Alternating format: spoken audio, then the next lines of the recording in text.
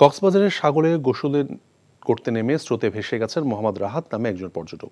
এখনও তার সন্ধান মেলেনি। টুরিস্ট পুলিশ জানিয়েছে, সকালে ঢাকা থেকে খালাখালুর পরিবারের সঙ্গে ওই যুবক কক্সবাজার বেড়াতে আসেন। তারা হোটেলে ওঠার পর সৈকতে ঘুরতে বের হন।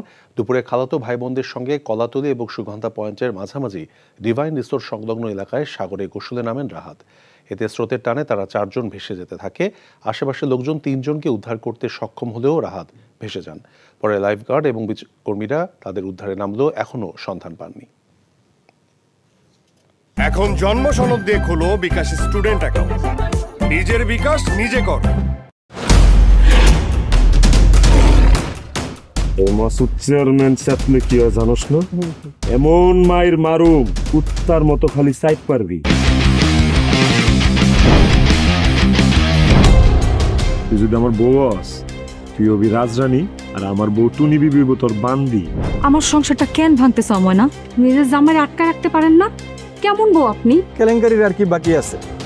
বদনাম তো শৈলেই লাগছে। আপনার প্রথম বউ কি আত্মহত্যা করছিল নাকি আপনি মারছেন?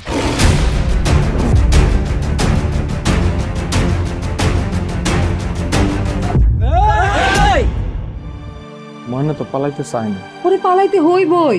ময়না রে, তুই আমারে মাফ করে দিস। আমারে খাওয়ানোর মধ্যে 20 মাখায় মেরা ফলাইতে চাচ্ছে।